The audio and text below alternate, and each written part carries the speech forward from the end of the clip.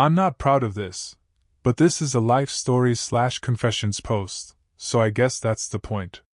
I'm William, mid-30s now, and for a long time I've carried around this quiet weight from something I did in my 20s. It wasn't violent or dramatic like you see on TV. It was worse in a quieter way. I stole jewelry from people who trusted me, friends who invited me into their homes, poured me drinks, let me crash on their couches. Trust was destroyed in an instant, even if it took longer for anyone to realize it. At the time, I told myself I had reasons. I was broke, drowning in debt, and embarrassed about it. I was the fun friend, the guy who always showed up, never talked about money problems, never admitted he was spiraling. The jewelry started as background noise in my head, noticed casually at first, then obsessively. Rings left on a bathroom sink. A bracelet tossed on a dresser. Things that felt small and personal. I convinced myself they wouldn't be missed. Or if they were, it wouldn't come back to me. The worst part is that nothing pushed me into it that day. No emergency. No threat. Just opportunity mixed with entitlement and fear of asking for help. That's how this story starts, not with desperation, but with a choice I absolutely knew better than to make. What scares me looking back is how calm I was when I started preparing. It didn't feel like a crime yet, it felt like problem solving. I didn't sketch blueprints or anything dramatic. It was quieter than that. Mental notes. Patterns.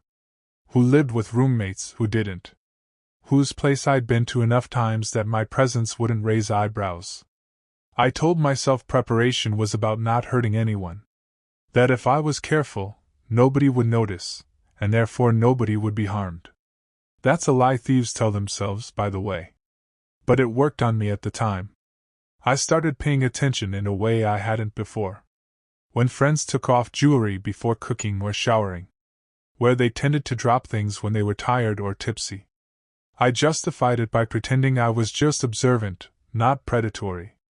I made sure never to rush anything, no sudden movements, no obvious wandering.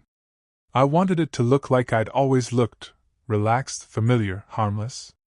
I also rehearsed excuses in my head. What I'd say if someone walked in. How I'd laugh it off if I was caught in a room I didn't mean to be in. It's unsettling how easy it was to plan without ever saying the plan out loud. Once you cross that line internally, everything else feels like logistics. By the time the night came, the one that still sticks with me, I'd already committed the crime in my head. The rest was just execution. It was a small get-together at a friend's apartment, wine bottles on the counter, music low enough to talk over, that kind of night. Everyone was relaxed. Comfortable. That should have stopped me. Instead, it made everything easier. I remember noticing the jewelry almost immediately, like my brain had been trained to scan for it. She, let's call her Anna, took off a necklace when she got warm and set it on the shelf by the bathroom. Gold chain. Simple.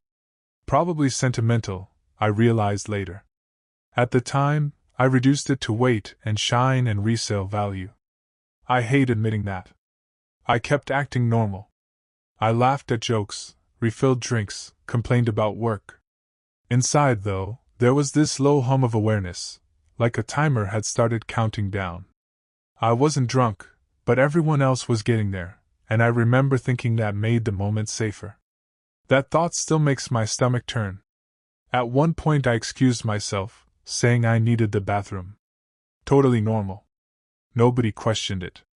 As I walked down the short hallway, my heart rate picked up, but not in a panicked way, more like anticipation. That scared me even then, how familiar the feeling already was. I paused before picking it up. I wish that pause had turned into a full stop. Instead, it became a breath, a justification, and then my hand closed around something that wasn't mine. The necklace was colder than I expected. That detail stuck with me. It felt heavy in my palm, like it was aware of what I was about to do. I stood there longer than I should have, just staring at it, listening to muffled laughter from the living room. Normal life continuing while I quietly stepped out of it. I slipped it into my jacket pocket instead of my jeans. That was deliberate.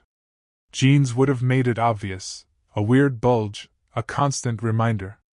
The jacket felt safer, like hiding it inside a secret compartment of myself. I checked the mirror after, heart pounding now, finally, and practiced my face. Relaxed? Slightly buzzed. Nothing to see here. When I walked back out, no one looked at me twice. That's the thing that really messed with me later. I wanted someone to notice, to call me out, to stop me. Instead, Anna handed me a drink and asked if I wanted to hear a story she'd been trying to tell all night. I nodded and listened, all while the necklace sat inches from my ribs. Every sound felt louder after that. The clink of glasses, the hum of the fridge, my own laugh sounding fake to my ears. I became hyper-aware of my movements, afraid I'd reach into my pocket out of habit or flinch at the wrong time. But nothing happened. No alarms. No dramatic turn. That silence, that smoothness, was almost worse than getting caught. It told me how easy it had been. I didn't leave right away. That would have looked suspicious, or at least that's what I told myself. So I stayed. Another drink. Another half-conversation. The necklace felt like it was burning through the lining of my jacket now, even though earlier I'd almost forgotten it was there. Funny how guilt has a delayed reaction. Eventually, people started drifting out, rideshares called, excuses made. I waited until the energy naturally dipped, until my leaving wouldn't register as a data point in anyone's memory. When I hugged Anna goodbye, she squeezed me like she always did, completely unaware. I remember thinking, this is the last normal moment we're having, even though she didn't know it yet. The hallway outside her apartment felt unreal, like a movie set after the actors leave. Too quiet. Too clean. When the doors shut behind me, I stopped and leaned against the wall for a second, just breathing. My hands were shaking now. Not enough to drop anything, but enough that I noticed. The walk home was only 10 minutes, but it felt longer. Every passing car made me flinch. Every person felt like a potential witness, even though there was nothing visible to see. I kept one hand in my jacket pocket, not touching the necklace, just making sure it was still there. Possession felt fragile, like the universe might correct itself if I wasn't careful. When I finally locked my apartment door behind me, the adrenaline drained all at once. I slid down onto the floor, back against the door, and laughed. This short, shaky sound that didn't feel like laughter at all. That's when it hit me. I hadn't just stolen jewelry. I'd stolen something from myself, too, and I didn't yet know the price. I barely slept. Every time I closed my eyes, I saw that shelf by the bathroom, empty now because of me. When I finally dragged myself out of bed, the necklace was still in my jacket pocket where I'd left it, like proof that the night before hadn't been some stress dream. I held it up in the daylight and immediately felt smaller. It didn't look like much. Just metal and a clasp. But knowing where it came from made it feel radioactive. I spent the morning checking my phone more than I want to admit. Group chat messages. Instagram stories. Anything that hinted someone had noticed. Nothing. Just memes and hangover jokes. That silence felt like borrowed time. I told myself I'd sell it quickly and be done with it. Clean break. No sentimental attachment. But I didn't. I hid it instead, shoved it into the back of a drawer under old cables and paperwork, like if I couldn't see it, it wouldn't exist. Every time I opened that drawer afterward, my stomach tightened. Later that afternoon, Anna texted me. Just a casual. Fun night, thanks for coming. I stared at the message for a long time before responding. My reply was normal. Friendly. Criminally normal. That was the moment I realized how easily I could live a double life if I wanted to, and how dangerous that realization was. The crime was technically over, but the consequences had only just started unfolding. A few days later, the first crack appeared. Anna posted in our group chat asking if anyone had seen her necklace. She kept the tone light, even added a laughing emoji, like she didn't want to accuse anyone. "I might have misplaced it," she wrote. That sentence hit me harder than any direct accusation could have. My heart started racing immediately. I reread the message over and over, parsing it for subtext that probably wasn't there. I told myself this was still fine. People lose things all the time. Jewelry especially.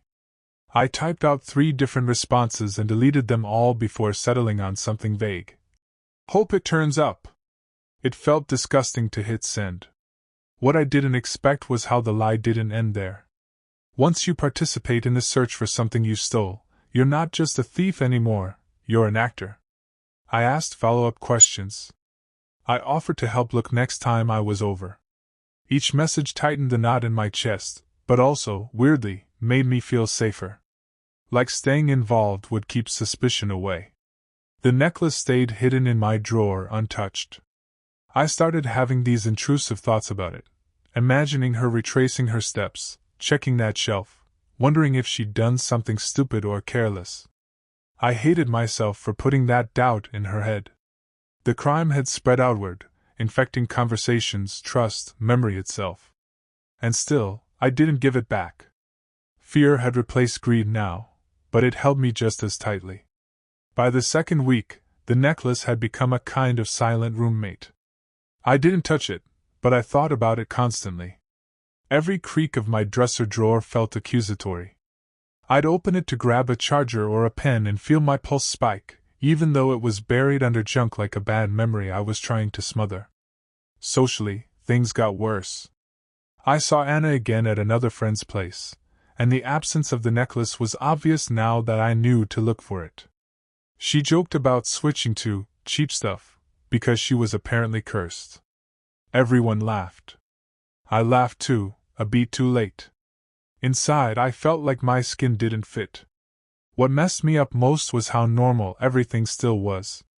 No consequences. No confrontation.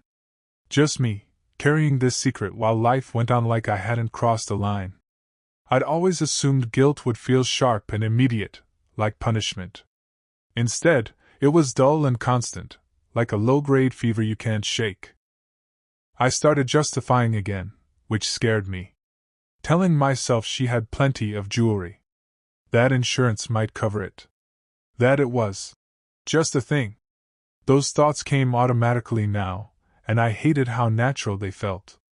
It was like my brain was trying to protect the version of me that did this instead of the version that knew it was wrong. I realized then that the real risk wasn't getting caught, it was getting comfortable. There was a moment, one clear, awful moment, where I almost told her. We were alone in her kitchen after everyone else had left, rinsing glasses and talking about nothing important. The kind of quiet that invites honesty if you let it. She mentioned the necklace again, this time without joking. Just a sigh and a shake of her head. "I keep thinking it'll turn up," she said. "It was my grandma's." That detail landed like a punch. I felt dizzy. My mouth went dry, and for a second I genuinely thought I might blurt it out right there, no plan, no defense. I even pictured it, her face changing, the silence stretching, the irreversible shift. Part of me wanted that. Wanted the relief of consequences. But fear won. I mumbled something useless, sympathy, maybe, and focused too hard on drying a glass that was already dry. I could feel my heart in my throat. When I left that night, my legs felt weak, like I'd just escaped something. On the walk home, I told myself I'd confess tomorrow. Or the next time. Or when I figured out the right way. That's another lie people tell themselves, that there's a perfect moment to do the right thing, and until then, doing nothing is acceptable. By the time I got back to my apartment, the necklace was still in the drawer, and so was my cowardice. After that night, my justification started falling apart. The "it's just a thing" line didn't work anymore once it had a grandma attached to it. The necklace stopped being abstract. It had history now. Wait. A story I'd interrupted. I tried to move on anyway. That's the ugly truth. I focused on work, went to the gym, went on dates. On the surface, I was functioning. Underneath, I was brittle. Every time someone mentioned family heirlooms or memories tied to objects, I felt exposed, like they were talking directly to me. I even tried to calculate a clean exit. Could I anonymously return it? Mail it back? Slip it into her place somehow? Every option felt risky, and I used that risk as an excuse to do nothing. I told myself that reopening the wound might be worse than letting it scar over. Convenient logic, I know. The drawer became off-limits. I stopped opening it altogether, which meant I stopped using half my stuff. That's how control works. It starts controlling you back. I'd lie in bed at night bargaining with myself. I'll return it if she asks directly. I'll return it if I move away. I'll return it if I get my finances sorted. Always a condition. Never action. What finally broke me wasn't guilt alone. It was realizing I was starting to see myself as someone who could do this, and keep doing it. And that scared me more than being caught ever had. The turning point came out of nowhere. Anna texted me one afternoon asking if I could help her move a couch the following weekend. Totally normal request. I said yes without thinking. It wasn't until later that night that it hit me. I'd be back in her apartment. Near that bathroom. Near that shelf. Panic set in fast. My brain spiraled through worst-case scenarios. What if she'd cleaned recently and found something odd? What if she'd installed one of those tiny cameras people talk about online? What if she noticed me acting weird last time and this was some elaborate test? None of it was rational, but fear doesn't care about logic. The night before, I pulled the necklace out of the drawer for the first time in weeks. I held it like it might explode. I told myself I was just checking it, but really, I was deciding. Keep lying or end it. I even slipped it into my pocket and walked around my apartment, rehearsing what I'd say if I returned it. Every version sounded pathetic. When I showed up to help move the couch, I was hyper-aware of everything. Her eyes. Her tone. The layout of the apartment. Nothing seemed different, which somehow made it worse. I kept waiting for the other shoe to drop. It didn't. We moved the couch. We ordered pizza. We laughed. And when I left, the necklace was still in my pocket. I hated myself for that. I'd come so close to doing the right thing and walked away again, proving that fear still had the final say. After that close call, something shifted. Not in a dramatic, cinematic way, more like erosion. Days passed, then weeks, and the necklace stopped feeling like an active crisis and started feeling like a permanent mark. I returned it to the drawer, but now it felt heavier than ever, like time itself had attached to it. Anna stopped bringing it up. That was almost worse. The search ended not with answers, but with resignation. Watching her accept the loss felt like watching someone slowly stop knocking on a door I was standing behind, perfectly capable of opening it. Every time I thought about confessing, I imagined doing it now would just reopen something she'd finally closed.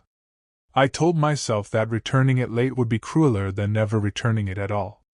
That logic felt airtight at 2 a.m. and disgusting in the daylight. Still, I leaned on it. I needed a reason to believe I wasn't a complete monster. Meanwhile, the way I saw myself had changed. I became hyper-aware of trust in general. Who lent me things? Who left their phone unattended? Who assumed I was safe? Every act of casual trust felt like an accusation. I started pulling back from people, not because they suspected me, but because I couldn't stand the reminder of what I'd violated. Time didn't heal anything. It just made the silence louder. The reckoning I always imagined never came. No dramatic confrontation. No tearful confession scene. Instead, it was this slow realization that I'd gotten away with it, and that getting away with it was its own kind of punishment. I ran into a mutual friend one night who mentioned casually that Anna had stopped wearing jewelry altogether. Said it made her anxious now. That she didn't like worrying about losing things. I nodded along, pretending that was a normal detail to hear. Inside, something sank. I hadn't just taken a necklace. I'd changed a habit. A comfort. A piece of how she moved through the world. That's when it really clicked that consequences don't always chase you down. Sometimes they just sit quietly in your chest and grow roots. I started to notice how guarded I'd become, how I assumed everyone was capable of what I was capable of. I locked my door twice. I kept my things close. I stopped trusting easily, which felt ironic in the most bitter way. I thought about confessing again. Years had passed by then, but it felt impossible to do without making it about me. About my guilt. My relief. And I couldn't pretend that was altruism. So I stayed silent. Cowardice dressed up as consideration. There was no courtroom, no apology accepted or rejected. Just me, living with the version of myself I'd proven existed. And realizing that sometimes the absence of punishment is what teaches you the most uncomfortable truth of all. I didn't become a better person overnight after that realization. That's not how it works. But I did become more careful in a different way, not about getting caught, but about who I was becoming. Every small decision after that felt heavier, like it had to pass through this internal checkpoint labeled "Remember what you're capable of." I never stole again. Not because I suddenly found morality, but because I knew how thin the line was. How easy it had been to talk myself into it once. That knowledge stripped away the comforting lie that I'd never do something like that. I already had. The necklace stayed with me for a long time. Years, actually. I moved apartments twice, jobs 3 times, and it came along every time, wrapped carefully and hidden deep. I thought about throwing it away, donating it, selling it. None of those felt right. Keeping it felt wrong too, but at least it was honest. It was proof. A reminder. Eventually, I stopped opening the drawer to look at it. Not because I'd made peace with it, but because I didn't need the physical object anymore. The lesson had already burned itself in. I carried it in how I hesitated before crossing lines, how I spoke up when something felt off, how I paid attention to the quiet ways harm happens. Some people think regret fades. I don't think it does. I think it just changes shape.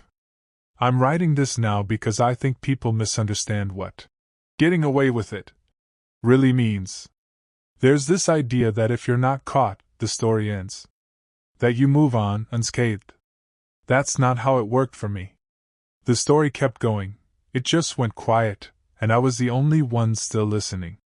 What I learned is that crimes like this don't explode lives right away. They seep.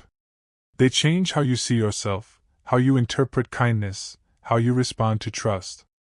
I lost something that night too, the ability to believe, without qualification, that I was a good person by default.